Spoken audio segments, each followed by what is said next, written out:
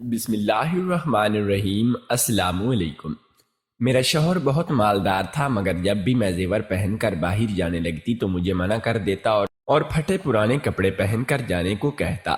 مجھے بہت غصہ آتا۔ ایک دن وہ گھر پر نہیں تھا تو میں اچھے کپڑے اور زیور پہن کر باہر گئی تو اچانک دیکھا کہ سب بھکاری میری طرف بھاگے چلے آ رہے ہیں۔ میرے قریب آتے ہی مجھے ہاتھ جوڑ کر سلام پیش کرنے لگے اور زبردستی اپنے ساتھ ایک جھونپڑی میں لے آئے۔ جب میں نے اس کے سردار کو دیکھا تو پیروں تلے سے زمین نکل گئی۔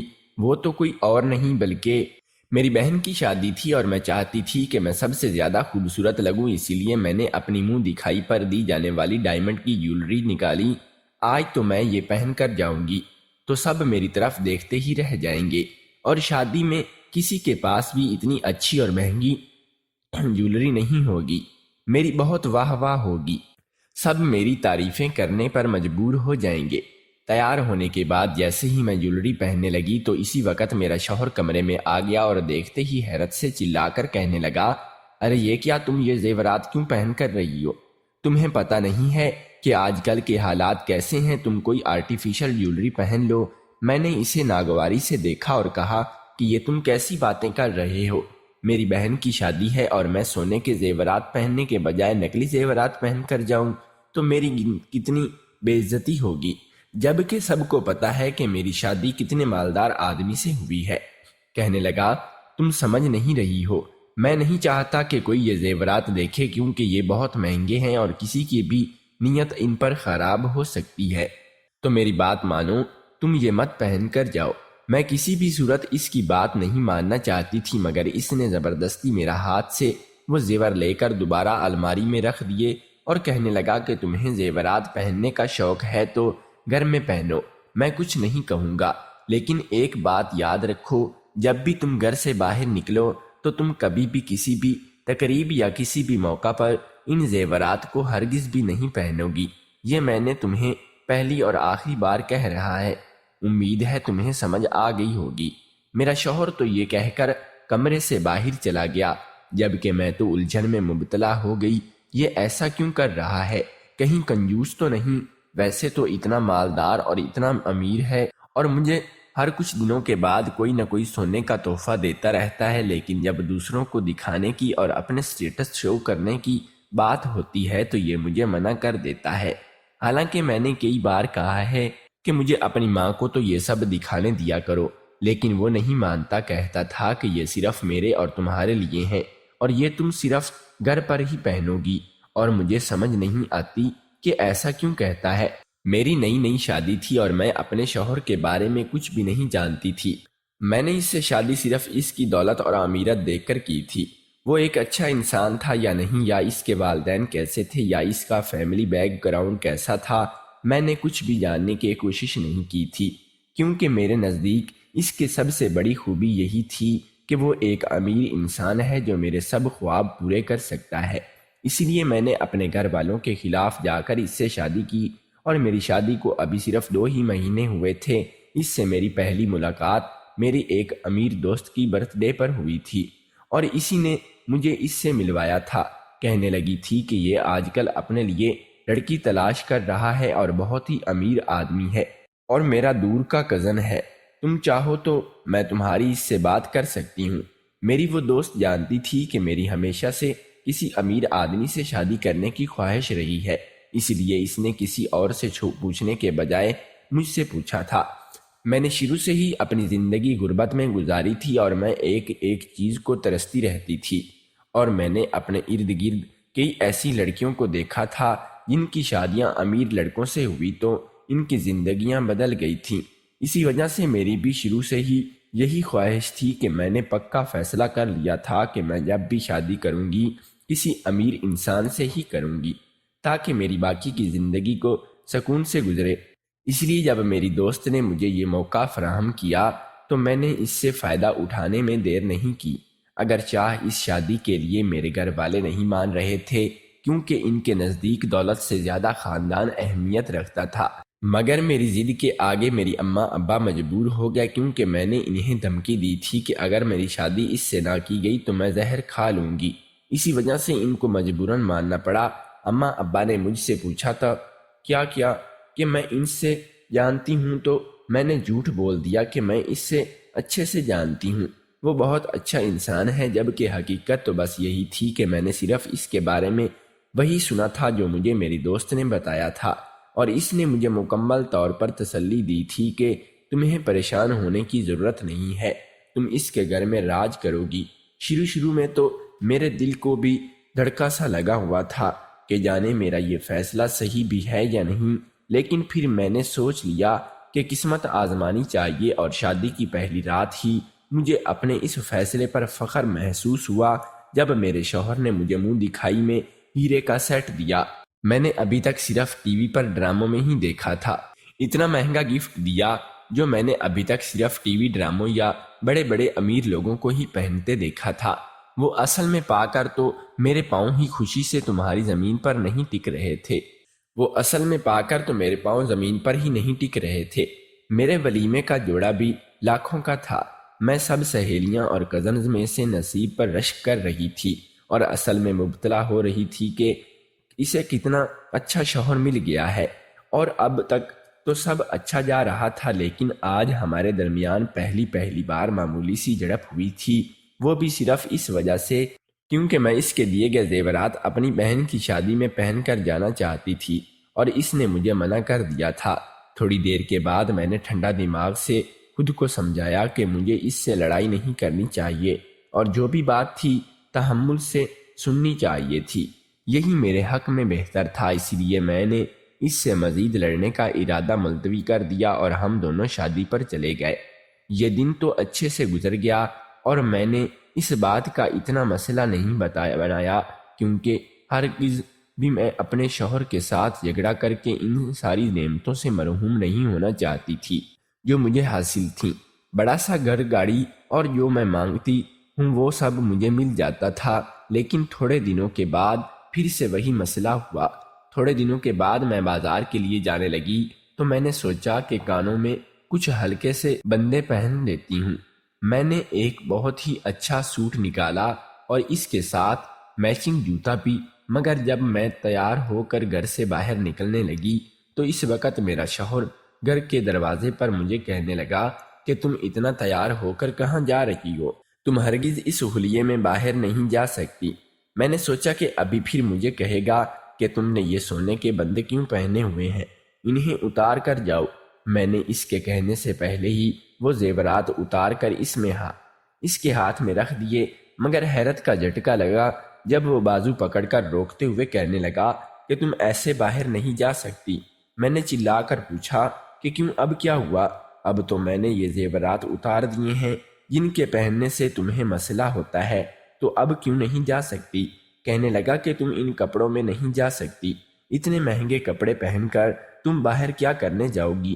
اور یہ جوتے بھی اتنے مہنگے ہیں، ان کی قیمت بہت زیادہ ہے، تم ایسے باہر نہیں جاؤ گی، تم کوئی دوسرے کپڑے پہنو گی۔ تو وہ اس وقت مجھے بالکل جنونی ہی لگ رہا تھا۔ اس نے میرے ہاتھ پکڑ کر مجھے لے کر کمرے میں اندر گیا، اور میرے پاس تو سب ایک سے بڑھ کر ایک سوٹ تھے، اور کوئی بھی ایسا نہیں تھا جو گھٹیا کوالٹی کا ہو، مگر اس نے میرے لیے الماری سے ایک پھٹا پرانا جوڑا نکال لیا۔ کہنے لگا کہ دیکھو، میں نے یہ تمہارے لیے آنے سے پہلے ہی تمہارے لیے لا کر رکھا تھا، اور تمہیں جب بھی باہر جانا ہو تم یہی پہن کر جایا کرو گی۔ میں تو دنگ ہی رہ گئی تھی، مجھے سمجھ نہیں آیا کہ میں کیا کروں۔ میں ایسے کیوں کہ کہہ رہا تھا؟ زیورات کی حد تک تو مانا کہ اسے چوری ہو جانے یا چھین لے جانے کا ڈر تھا، مگر میں اچھے جوتے اور اچھے کپڑے بھی پہن کر باہر نہیں جا سکتی تھی۔ مجھے تو اس پل اسی کے دماغی توازن پر شبہ ہوا کہ وہ ٹھیک بھی ہے یا نہیں۔ اتنا پرانا اور پھٹا پرانا جوڑا پہن کر تو میں کوئی بیکارن ہی لگ رہی تھی، اسی لیے میں باہر نہیں جانا چاہتی تھی۔ مگر وہ مجھے کہنے لگا کہ جب بھی اب تمہیں باہر جانا ہوگا تو ہم یہی لباس پہن کر جاؤ گی، پھٹے پرانے کپڑے پہن کر تم ہرگز بھی اچھے سے تیار ہو کر اور مہنگے مہنگے کپڑے، جوتے اور زیورات پہن کر باہر نہیں جاؤ گی۔ تم نہیں جانتی کہ تمہیں کتنا خطرہ ہو سکتا ہے، اور یہ میرے لیے اچھا نہیں ہے۔ میں تمہیں بھی کھل کر کچھ نہیں بتا سکتا، مگر اتنا جان لو کہ میری یہ شرط ہے کہ تم باہر ایسے ہی جاؤ گی۔ جیسے ہی میں نے کہا کہ میں اپنے شوہر سے ناراض ہو گئی کہ یہ کیا بات ہوئی، عجیب باتیں کیوں کر رہے ہو، تو مجھے منانے کے لیے اس نے گھر پر ہی ڈھیر سارے برانڈز کے کپڑوں اور جوتوں اور میک اپ کا ڈھیر لگا دیا۔ میرے لیے سونے کا سیٹ بھی لے کر آیا۔ کہنے لگا کہ میں تمہیں رانی بنا کر رکھوں گا، مگر یہ صرف گھر کی حد تک۔ جب بھی تم گھر سے باہر جاؤ گی تو تمہیں میری طرف شرط ماننی ہوگی۔ مجھے اب تک اس کی شرط سمجھ نہیں آئی تھی کہ اس کے پیچھے کیا مقصد ہے، یا تھوڑی سی کسی قسم کا کوئی ڈر خوف تھا، یا پھر اسے کوئی نفسیاتی عارضہ لاحق ہو سکتا تھا جس کی وجہ سے وہ ایسی عجیب و غریب شرائط رکھ رہا تھا۔ میرے شوہر کے خاندان میں ایسا کوئی بھی نہیں تھا جس سے میں اس کی عادت کے بارے میں پوچھ سکتی، کیونکہ اس کی ماں باپ تو پہلے ہی وفات پا چکے تھے اور وہ اکلوتا تھا، اس کا کوئی بہن بھائی نہیں تھا۔ اچانک سے یہ سوچتے سوچتے مجھے یاد آیا کہ کیوں نہ میں اپنے دوست سے پوچھوں کہ جس نے یہ رشتہ اور شادی کروائی ہے اسے تو معلوم ہوگا۔ میں نے اپنے اس دوست کو کالز کرنے کے بعد بہت کوشش کی کہ مگر اس کا نمبر مسلسل بند جا رہا تھا۔ مجھے اب سمجھ نہیں آ رہی تھی کہ میں اس مسئلے کا حل کیسے نکالوں۔ ایسے تو میں اپنی زندگی نہیں گزار سکتی تھی، گھر میں تو میں رانی بن کر رہوں، مگر جب باہر نکلوں تو میرا حلیہ نوکرانی جیسا ہو۔ اگر اس نے مجھے کسی بھی چیز کی کبھی بھی کمی نہیں ہونے دی تھی، مگر پھر بھی میں ایسی زندگی نہیں گزار سکتی تھی۔ ایک بار ایسا ہوا کہ میری ماں کی طبیعت بہت زیادہ خراب تھی اور مجھے اماں کی عبادت کے لیے جانا تھا، اور ظاہر سی بات ہے کہ شادی کے بعد جب بھی لڑکی اپنے میکے جاتی ہے تو اچھے سے تیار ہو کر بن ٹھن کر جاتی ہے تاکہ ان کے شوہر اور سسرال والوں کی عزت بنی رہے اور ماں باپ کو ہی پتہ چلے کہ وہ اپنے گھر میں کتنی خوش ہے۔ مگر میرا شوہر تو بات سمجھنے کو تیار ہی نہیں تھا۔ اس نے مجھے وہی سوٹ دیا اور کہنے لگا کہ تم یہیں کپڑے پہن کر جاؤ گی جو پھٹے پرانے سے تھے۔ میں سمجھ نہیں پا رہی تھی کہ وہ کرنا کیا چاہ رہا ہے۔ اس میں تو سراسر اس کی بے عزتی تھی۔ اگر میرے گھر والے مجھے اس حال میں دیکھتے تو وہی سوال اٹھاتے تھے، تمہارے شوہر نے تمہیں کبھی کچھ اچھا پہننے کو نہیں دیا۔ میں نے اسے سمجھا کر دیکھ لیا، مگر وہ میری بات سننے کو تیار بھی نہیں تھا۔ میرا جانا بھی بہت ہی ضروری تھا اور میں اس حال میں بھی نہیں جانا چاہتی تھی، اس لیے میں نے ایک بڑی سی چادر اپنے ارد گرد لپیٹ لی تاکہ میرے یہ پرانے اور پھٹے پرانے کپڑے نظر نہ آئے۔ جب میں گھر گئی تو میری بہنیں مجھے دیکھ کر بہت حیران ہوئی کہ آج مجھے کیا ہو گیا ہے کہ یوں چادر لپیٹ رکھی ہے اور اپنا لباس چھپا رکھا ہے۔ تو میں نے بہانہ بنایا کہ اصل میں میری خود کی طبیعت ٹھیک نہیں ہے، مجھے ٹھنڈ لگ رہی تھی، اسی لیے میں نے یہ چادر اپنے گرد لپیٹ رکھی ہے۔ مجھے بہت شرمندگی کا سامنا کرنا پڑا تھا، اس لیے میں گھر واپس آ کر یہ فیصلہ کر چکی تھی کہ میں کہیں بھی نہیں جاؤں گی، بلکہ اپنے شوہر کا راز کو معلوم کر کے رہوں گی۔ اب مجھے بھی اپنے شوہر کی حرکتوں پر شک ہونے لگا تھا، کیونکہ میں تو اس کے کام کے بارے میں بھی نہیں جانتی تھی کہ وہ کیا کام کرتا ہے۔ اس نے بس مجھے بتا رکھا تھا کہ اس کا بزنس ہے، لیکن کیا بزنس ہے، کس شہر میں ہے اور وہ کیا کرتا ہے، میں نے پہلے تو یہ سب جاننے کی کبھی کوشش نہیں کی تھی اور اب خود سے پوچھنا اچھا نہیں لگ رہا تھا۔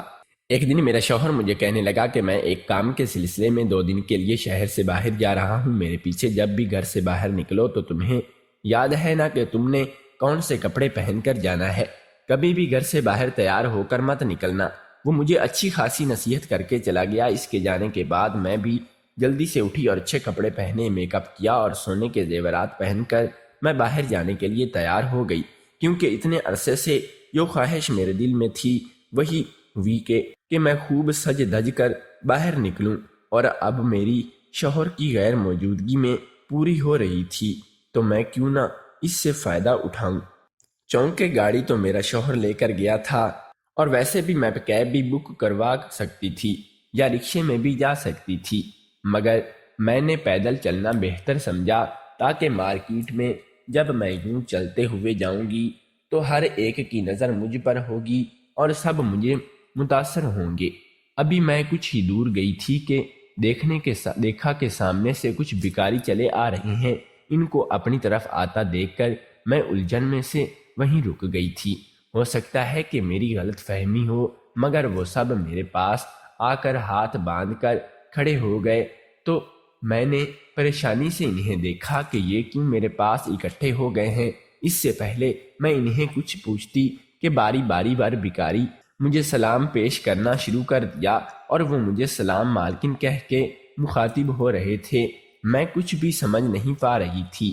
میں نے پیچھے ہٹتے ہوئے کہا کہ کہیں تم لوگ کیا کر رہے ہو؟ میں تم لوگوں کو نہیں جانتی، تم لوگ مجھے مالکن کیوں کہہ رہے ہو؟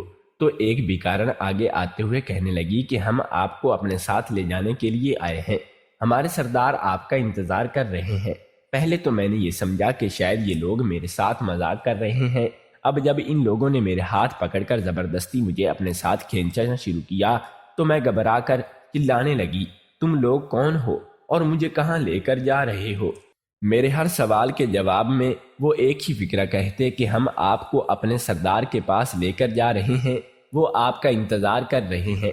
میں اپنے آپ کو چھڑانے کی بہت کوشش کر رہی تھی، مگر وہ لوگ کافی زیادہ تھے اور میں اکیلی۔ وہ مجھے اپنے ساتھ کھینچتے ہوئے کچی بستی میں لے آئے۔ یہاں مختلف جھونپڑیاں بنی ہوئی تھیں۔ ایک جھونپڑی کے سامنے رک کر اس عورت نے مجھے اندر کی طرف دھکیل دیا۔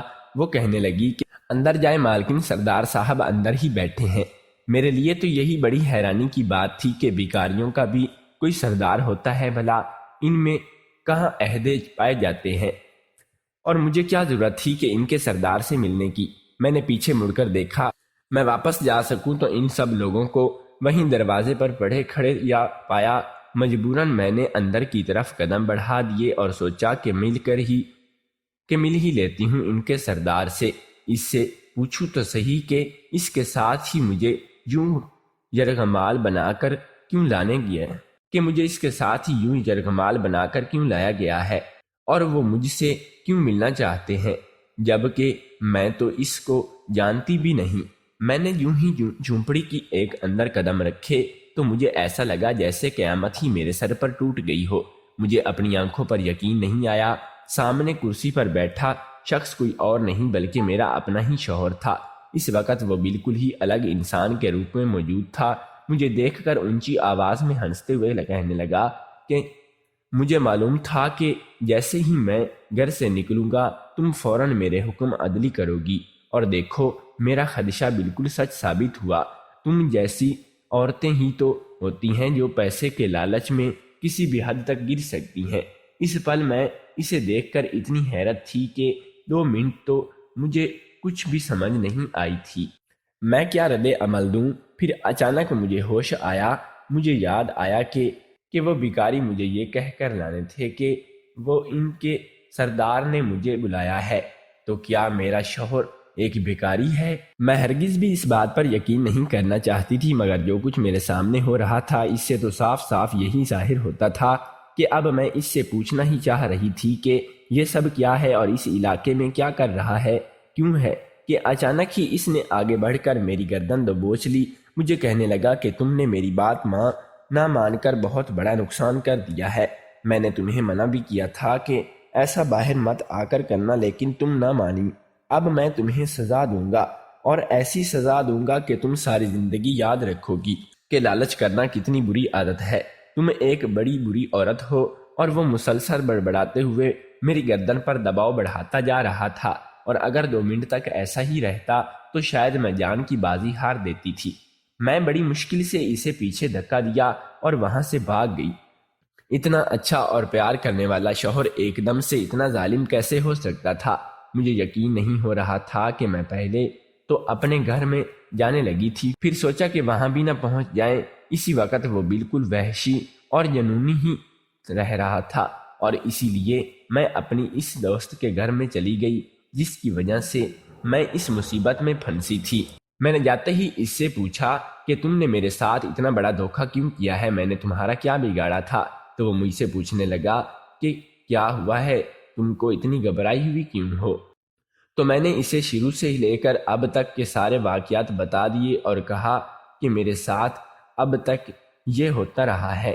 تو وہ گمسم سی ہو گئی اور مجھے کہنے لگی کہ مجھے تو لگتا ہے کہ وہ ٹھیک ہو گیا ہوگا، لیکن میں سوچ بھی نہیں سکتی تھی کہ اس کا مرض اس حد تک بڑھ جائے گا۔ اس بیچارے کی زندگی شروع سے ہی بہت مشکلات کا شکار رہی ہے۔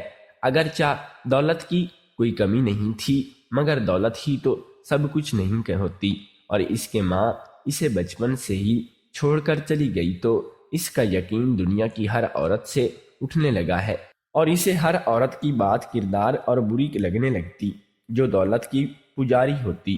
بڑی مشکل سے ہم اس نارمل زندگی کی طرف لے کر آئے اور اس کی شادی کروا دی، مگر بدقسمتی سے وہ لڑکی بہت ہی لالچی تھی اور اس کا لوٹ کر چلی گئی، جس کے بعد اس کا ذہن خراب ہو گیا۔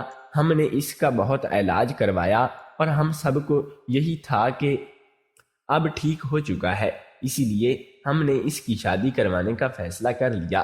تم سے شادی میں نے صرف اسی لیے کروائی تھی کہ کیونکہ میں جانتی تھی کہ تم شروع سے ہی کسی امیر انسان سے شادی کرنا چاہتی ہو۔ میرا یقین کرو، میں نے کبھی تمہارے بارے میں غلط نہیں سوچا۔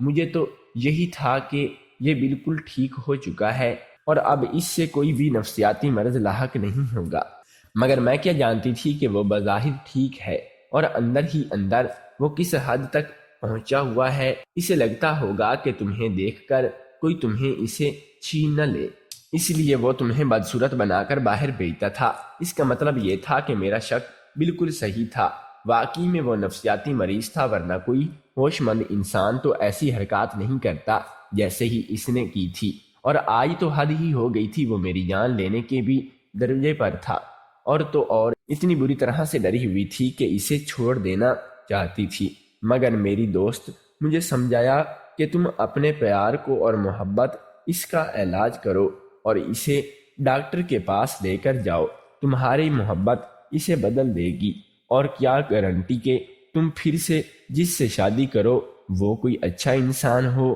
ہم کسی کے اندر تو نہیں جھانک سکتے، تو تم اس سے ہی اپنی محبت سے ٹھیک کرنے کی کوشش کرو، اور ویسے بھی تم نے اپنی مرضی اور لالچ کی وجہ سے اس سے شادی کی تھی، تو اب تمہارا حق بنتا ہے کہ اس کو نبھاؤ بھی۔ اس کی باتوں میں وزن تھا اور اسی لیے میں دوبارہ گھر واپس آ گئی۔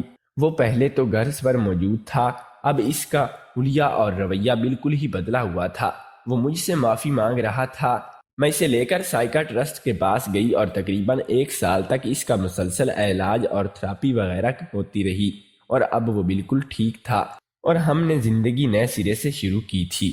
دوستو، اگر آپ کو ہماری کہانی پسند آئی ہو تو نئے آنے والے دوستوں سے گزارش ہے کہ ہمارے چینل کو سبسکرائب ضرور کر لیں اور ساتھ میں موجود بیل آئیکن کی گھنٹی کو بھی دبا دیں تاکہ ہماری نئی آنے والی تمام اپڈیٹس سب سے پہلے آپ تک پہنچے۔